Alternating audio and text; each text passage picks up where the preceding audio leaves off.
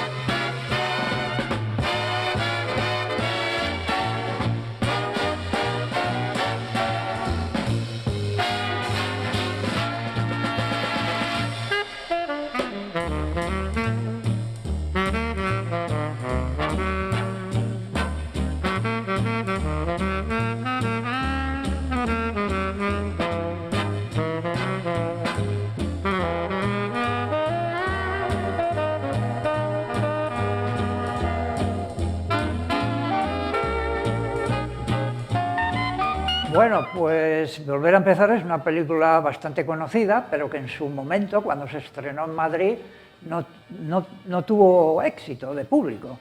A raíz de que fue al Oscar y ganó el Oscar, se volvió a reponer en los cines y tuvo ya una acogida mucho mejor. Críticas tuvo buenas. Yo creo que hubo una crítica, si no recuerdo mal, de Antonio Buero Vallejo, el autor dramático, que antes de que fuera al Oscar, cuando se estrenó en Madrid, la alabó, dijo que estaba viendo, que era muy interesante la historia, etcétera, etcétera. El estreno fue en Gijón, el estreno mundial, en marzo de 1982, y allí estuvimos todas las revistas Tour Cinema que yo propuse que se fundase. Y hay un reportaje en la revista que, bueno, nos vemos allí sentados, García en el escenario, etcétera, etcétera, etcétera. Bueno, se vendía como la película de Gijón. En mi opinión no es la película de Gijón.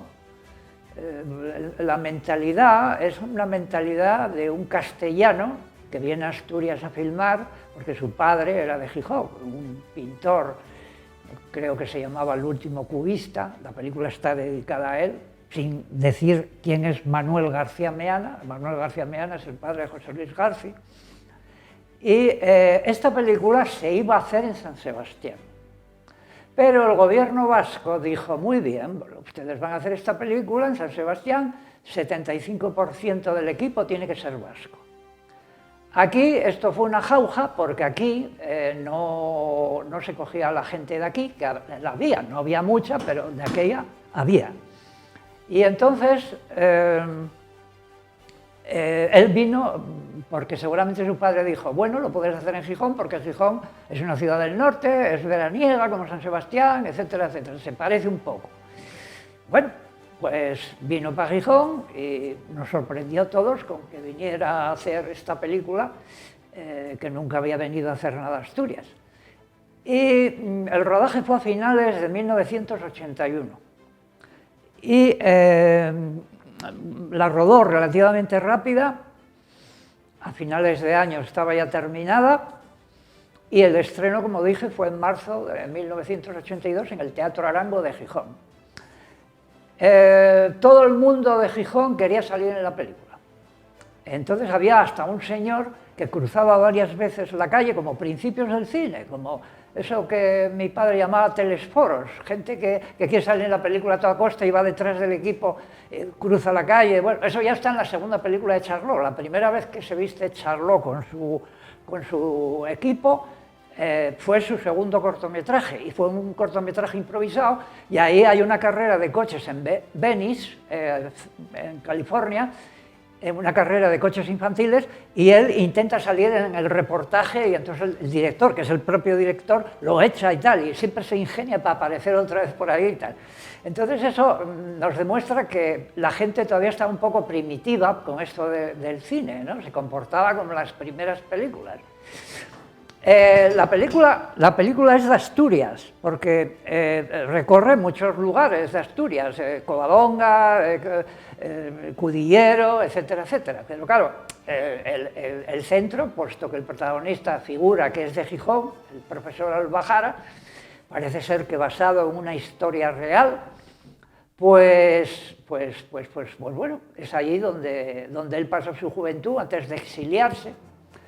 Pero hay varios inconvenientes que yo planteé después de ver la cosa. Garci decía que o te gusta la película o no te gusta, pero no me cuentes historias de por qué no te gusta. Bueno, vale, el otro guionista, Ángel Llorente, que era más amable, se lo planteé, dije, bueno, tú eres andaluz y tal, y claro, la película la ideó Garci, tú colaboraste con él, ya lo conocías de la época de cineclubes y tal, y le dije, vamos a ver, Begin de Begin es una canción de Cole Porter, muy conocida, que bailaron nuestros padres, pero es de una comedia musical de Broadway que se llama Jubilee, de Cole Porter.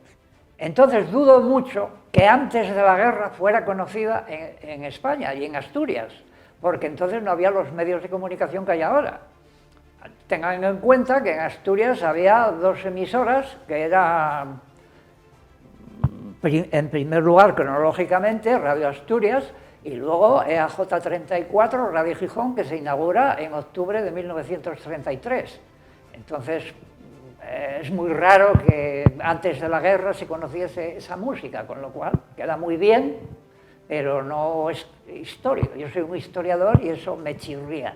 Y luego eso de que el profesor Albajara se exilia, lo dice en un momento, en el Musel, acabada la guerra civil, es increíble. El Musel está súper vigilado y va a salir un señor diciendo, me exilio, marcho, adiós, tierra querida. ¿No? Se habrá cruzado la frontera clandestinamente o habrá hecho otra cosa, pero se habrá echado al monte, ¿no? Entonces, claro, eso chirría. Y eso ocurre mucho en las películas de Garci. Le dio por hacer películas históricas y saca un cura con bigote en la última, en la de Luz de Domingo, de Pérez Ayala, un cura con bigote. Yo vi la foto y dije, esto debe ser que ese día no trabajaba este tío y estaba probando el traje. No, sale en la película, Valentín Paredes con bigote, un cura. Así como yo no vi ningún torero con bigote. O sea, hay reglas no escritas. O sea, un cura con barba, sí. O sea, sobre todo si son misioneros.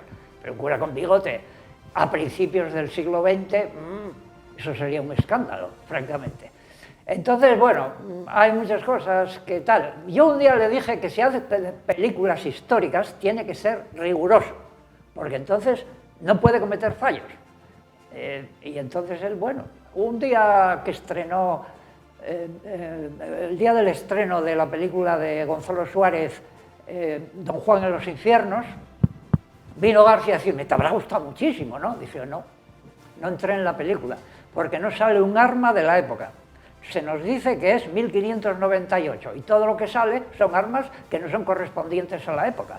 Pero me extraña que Gonzalo Suárez haya cometido un error aquí, porque Gonzalo Suárez suele ser bastante riguroso y tal. Un día se lo pregunté a Gonzalo, pues nadie me sabía decir. Dije, vamos a ver, Gonzalo, ¿por qué salen armas, en vez del estoque, que era lo lógico, hay un duelo con mandoble? Entonces, el mandoble es época medieval. Dice, muy sencillo, el actor que tenía que luchar con Don Juan no sabía esgrima, y entonces con el mandoble se notaba menos.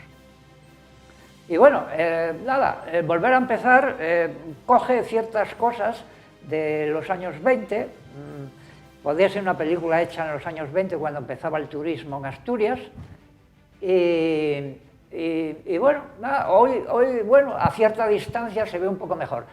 Luego ganó el Oscar porque la distribuía la 20th Century Fox. Los Oscars a mí dejaron de interesarme en 1971, cuando se acabó con los estudios clásicos. Y entonces siempre dan un premio de consolación o sea, ese año Gandhi era la película que era de la Columbia, era la película que más candidaturas tenía. Entonces tenía que dar premios de compensación a otras productoras de los grandes estudios. Y entonces a Garci pues se lo dieron porque así compensaban a la Fox, que competía con Veredicto Final con Paul Newman. Y claro, con Gandhi no podía competir. Otras cosas que censuré yo de la película era que el profesor Albajara, era profesor de literatura, para hablar del sentimiento de la muerte mencionaba los versos de las coplas de Jorge Manrique, La muerte de su padre. Eso es castellano.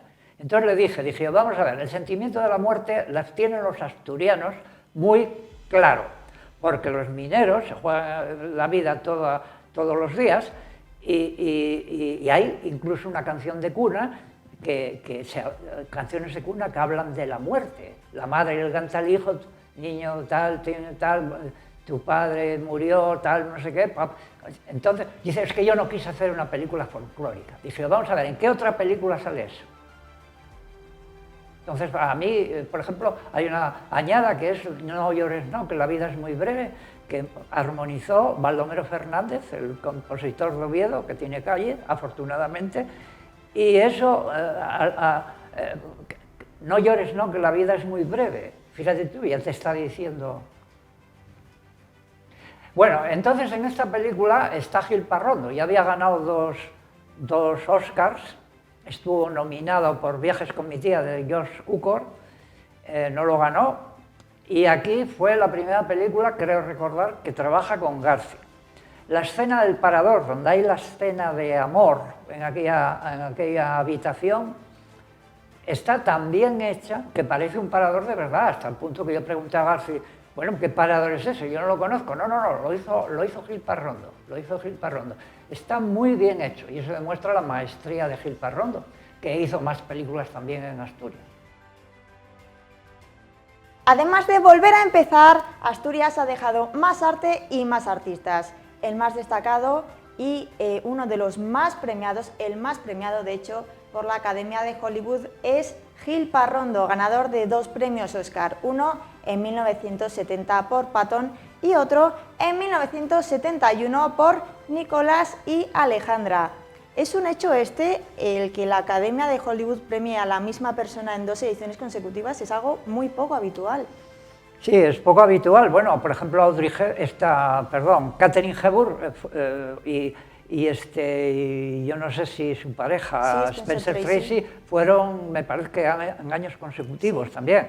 Entonces, bueno, resulta que las 2 películas, Patton y Nicolás y Alejandra, película que estimo mucho, Patton es más conocida, pero Nicolás y Alejandra no tuvo el éxito que merecía,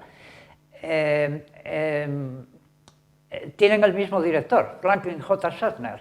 Shatner era un director que no está suficientemente valorado, procedía de la primera generación de televisión, era un hombre muy culto y murió muy pronto también. Pero el resto de películas de Shatner ya no tuvieron tanto éxito. Hizo la de Papillón, quizá Los niños del Brasil, quizás son las últimas películas que... Las otras yo creo que muchas no llegaron a estrenarse en España. Y siempre contó con Parrondo. Parrondo, si estaba disponible, que trabajaba mucho, era una persona muy profesional, que es lo importante.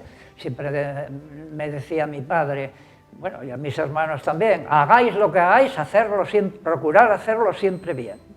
Y efectivamente, mis hermanos no siguieron mucho ese consejo, pero yo lo tuve siempre, como era el mayor, lo tuve más presente. Bueno, Gil Parrondo es un luarqués, hijo predilecto de Valdés, del concejo de Valdés, allí estuve yo, se me invitó a estar cuando se le nombró, en los años 90. Era un hombre que era muy aficionado al cine en su juventud. Él recordaba siempre en Luarca, bueno, en Luarca no sé si era un pueblo de Luarca, que vio la película que más le gusta de Charles Chaplin, que es pues, casualmente la que a mí también más me gusta. No es La Quimera del Oro, como se suele decir, o Tiempos modernos, o El gran dictador, es Luces de la ciudad. Primera película sonora, sonorizada directamente. Y recordaba siempre que en el cine que lo vio había debajo, en los bajos, una pastelería, y viendo la película le llegaba el olor de... era como la Magdalena de Proust, ¿no? Y entonces él decía que Chaplin llevaba, y está muy bien dicho, de la risa al estremecimiento, que cambiaba enseguida el registro y lo que era cómico, todo lo más, era tragicómico, ¿no? Bien, él llegó a la guerra, era muy joven, él nació en 1921, tenía 15 años, y después de la guerra, como le gustaba dibujar y tal, estuvo en la academia, bueno, ya había empezado a estudiar en la Academia de Bellas Artes de San Fernando de Madrid, ahí aprendió dibujo y tal. Y luego, el maestro suyo es Sigfrido Burman en español, que era un artista decorador alemán que vino a España, se quedó en España, murió en España, creo que murió en el año 80, y empezó a hacer decorados para teatro. Hay toda una tradición de decoración en Alemania, ahí está el expresionismo alemán. Y luego los hijos siguieron en la profesión, alguno incluso como operador, vamos, como fotógrafo. Entonces estudió con él. Claro, con un profesor tan bueno y un alumno tan aplicado como Gil Parrondo, pues lógicamente tenía que salir algo importante. Entonces él empezó, nada más acabar la guerra, en las primeras películas que se rodaron en los estudios españoles. Él trabajó en películas de Cifesa, pero no acreditado, porque estaba todavía... Él hasta los años 50 creo que no se acreditó nunca. Y entonces, bueno, trabajó en películas muy importantes que se rodaron en los estudios Aranjuez, en otros sitios, como hacía bien su trabajo, pues lo volvían a llamar y demás. Yo creo que la primera vez que se sabe de él, ya con nombres y apellidos, es en la película Jeromín, que recibe un premio por la decoración. Jeromín es una novela del padre Coloma que trata novelescamente del hijo bastardo de Carlos I de España, que es el futuro don Juan de Austria. Sí. Entonces, claro, eso es una película de época, siglo XVI, tal, y eso lo llevó muy bien. Entonces estaba asociado con esas películas, las solía firmar con Luis Pérez Espinosa, luego se separaron, pero estuvieron durante mucho tiempo trabajando juntos. Ahí hacía el papel de doña Magdalena de Ulloa, que fue la que cuidó y la que, protegió a Jeromín, porque lo hacían llamar Jerónimo, para que no se supiera exactamente su verdadero nombre cuando era Juan, ¿no? Magdalena de Ulloa. Magdalena de Ulloa, curiosamente, es la que fundó el Colegio de San Matías aquí en Oviedo, no era asturiana. Hoy. Y del Colegio de San Matías solo queda la iglesia de San Isidoro, porque se tiró para hacer el mercado del Fontán cubierto. Bien, luego Parrondo y Luis Pérez Espinosa hacen otra película, que es la película de Gijón, en mi opinión. Y últimamente está siendo muy reivindicada, sobre todo desde que la proyectamos en la Filmoteca y se hizo un libro con el guión y tal, que es Los peces rojos. Los peces rojos es un guión del gijonés, el más importante guionista de los años, finales de los años 40 y 50, Carlos Blanco Hernández, que fue amigo mío y me contó muchas cosas al respecto sobre la película. Se desarrolla en un hotel que antes de la guerra se llamaba el Savoy, pero como después de la guerra hubo que cambiar el nombre de todos los locales, establecimientos que tuvieran nombres extranjeros, pasó a ser el Hotel Savoya. Pero en la película sale como Savoy, porque siendo joven, el guionista pues le puso el nombre, ya no sea republicano, pues le puso el nombre que había antes de la guerra civil. Está rodada en ese hotel, pero yo sospeché que para no interrumpir la vida del hotel, se habían reproducido exactamente, porque yo conocía el hotel perfectamente, se habían reproducido en los estudios. Y efectivamente, me dijo tanto Gil Parrondo como Carlos, que eran muy amigos además, me dijeron, sí, fue Gil Parrondo allí, tiró fotos de la entrada, del mapa de Asturias que había a la entrada, de las habitaciones como eran y tal, y lo reprodujimos para no tener que interrumpir. Ahí se rodó lo imprescindible, ¿no? Y esa película, en su día, era una película, tiene muchos flashbacks, y la gente no estaba preparada para tantos flashbacks, y yo me acuerdo cuando se estaba rodando, que, bueno, causó un revuelo, absolutamente. Incluso hubo un concurso para una actriz aficionada para que saliera un plano en una película, ahí encima de Villa, porque encima de Villa y el mar son los protagonistas prácticamente, ¿no?, de esa zona, de una tormenta que hay impresionante, que tuvieron que hacerla con los bomberos de Gijón porque no llovía. O sea, vinieron, se retrasó un poco el rodaje, ¿no? Y entonces cuando vinieron ya hacía mejor tiempo y no llovía. Eso pasó con otra película que se rodó en febrero del 77. Yo estaba allí, venía de Madrid, que hayan chuzos de punta. Y cuando llego veo un sol y tal, y digo, ¿qué es esto? No, tenemos que llamar a los bomberos. Vinimos aquí pensando que en febrero iba a llover y no llueve, y vinieron los bomberos. Bueno, y entonces ahí están los dos también. Y luego, cuando llegan los americanos, que antes que Bronston llegaron otros, por ejemplo, está en la película Alejandro Magno. Alejandro Magno es una producción hispano-norteamericana de la United Artists y está dirigida por Robert Rosen y guionizada por Robert Rosen, que era un señor que había perseguido a McCarthy, vino a Europa, hizo una película en Italia que se llama Mambo. Y la película, bueno, quiso hacer como un Julio César con Alejandro Magno, pero claro, Mankiewicz lo hizo mejor porque tenía a Shakespeare de guionista. Sí.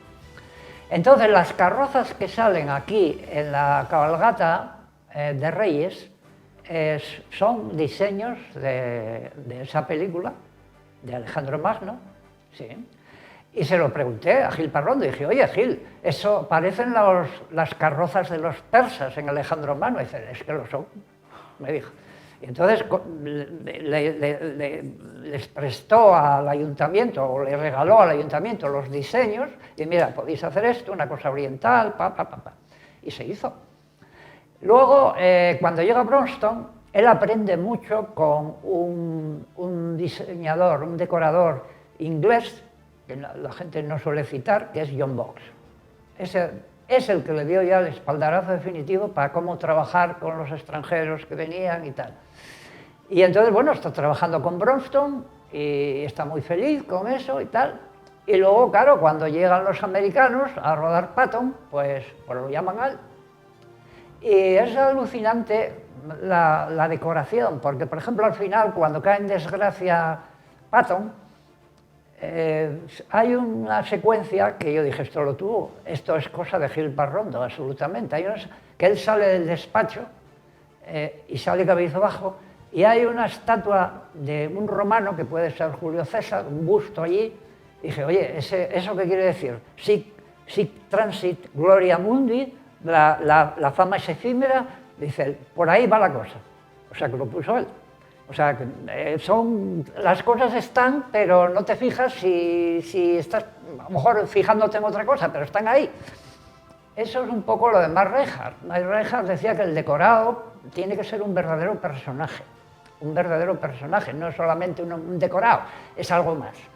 Y eso lo sabía Alejandro Casona también. Nada más alzarse el telón de la Dama del Alba, una silenciosa guadaña está apoyada al fondo, está avisando ya lo que va a venir, muy alemán. Bien, y entonces gana con estas dos películas, Patton y Nicolás y Alejandra, gana los dos Oscar, y luego está nominado con Viajes con mi tía, que es una historia del escritor, famoso escritor, el del tercer hombre, Graham Greene, británico. Está Maggie Smith, de protagonista, que acababa de ganar el año anterior el Oscar por una película deliciosa, que aquí no se llegó a estrenar en su momento porque la censura no lo dejó pasar, era de la Fox. La titularon, luego, una vez muerto Franco, sí vino, Los mejores años de Miss Brody. Entonces es una película deliciosa. Luego hubo una serie de televisión que Televisión Española la dejó de emitir en aquellos años en que era la única televisión, porque la gente no la veía. Estaba acostumbrada al telefilm americano y aquello inglés y tal, no entraba por ello. Y luego pues siguió trabajando con Franklin J. Shatner en Papillón, en Los niños del Brasil. Por ejemplo, Los niños del Brasil hace un homenaje a Corín Tellado, que pasa desapercibido. Porque como se desarrolla al principio de la película en Paraguay, sale un primer plano de una fotonovela de Corín Tellado. Y eso nadie, salvo yo que lo reseñé, nadie se dio cuenta de aquello. Bueno, es un plano visto y no visto, pero yo paré el plano y dije, coño, esto es Corín Tellado, claro, eso me parecía. Y siguió trabajando en otras películas. Trabajó también en otra película muy interesante que pusieron hace poco en Real Madrid, que no tuvo mucho éxito, la de Adiós al Rey, con Nick Nolte de protagonista, no sé si se basa en una historia real, de John Milius, fue dirigida por John Milius.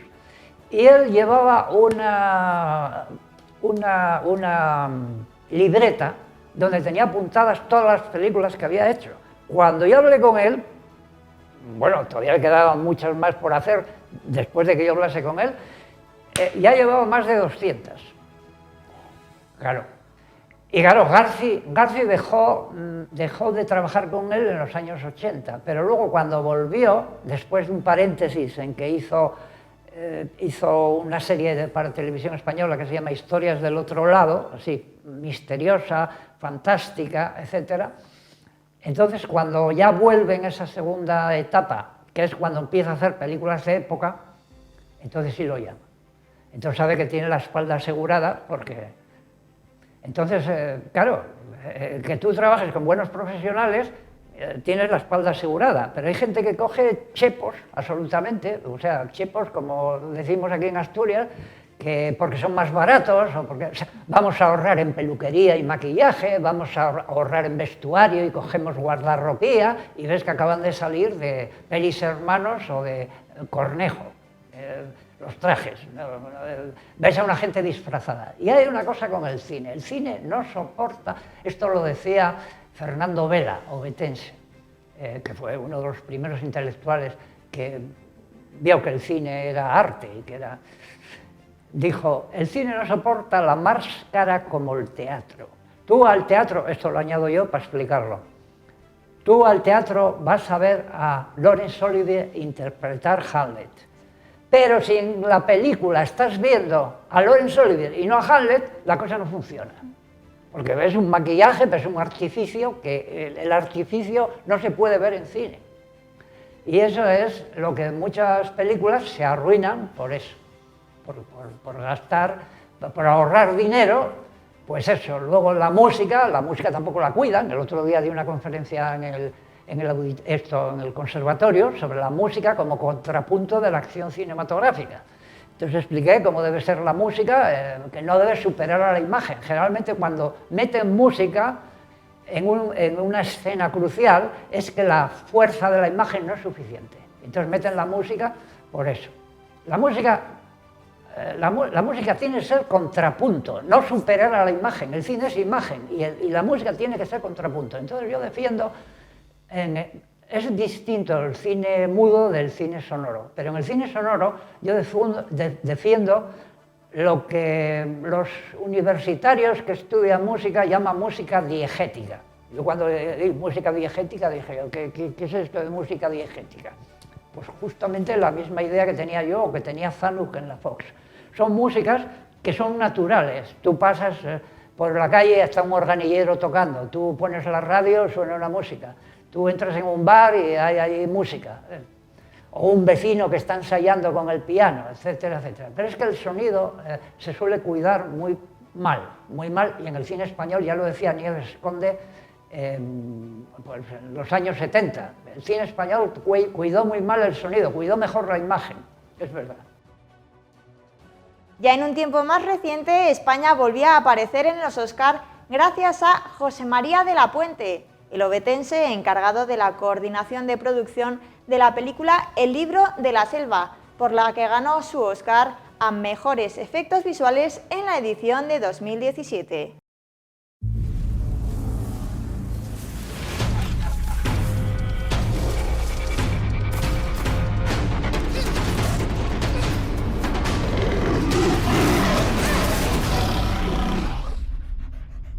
Si no aprendes a correr con tu manada, un día de estos le servirás de cena a alguien.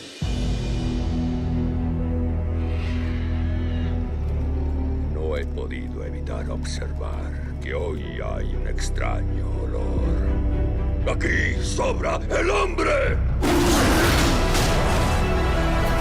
¡Corre, Mowgli!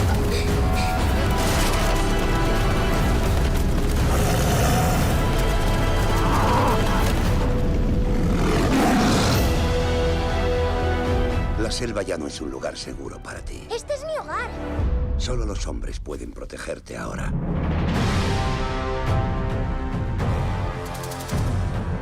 Pobre y tierno cachorrito, ¿qué haces en lo más profundo de la selva?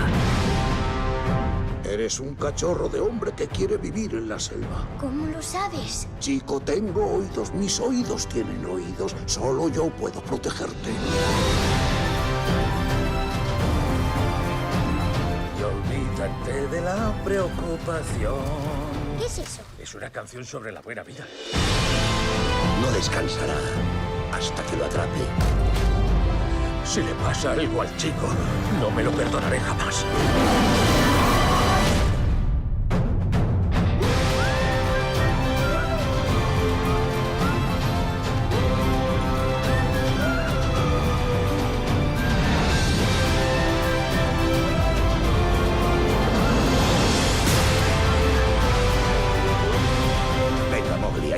En camino. Pero estoy ayudando a Balú a prepararse para hibernar. Los osos no hibernan en la selva. Hibernar totalmente no, pero duermo un montón.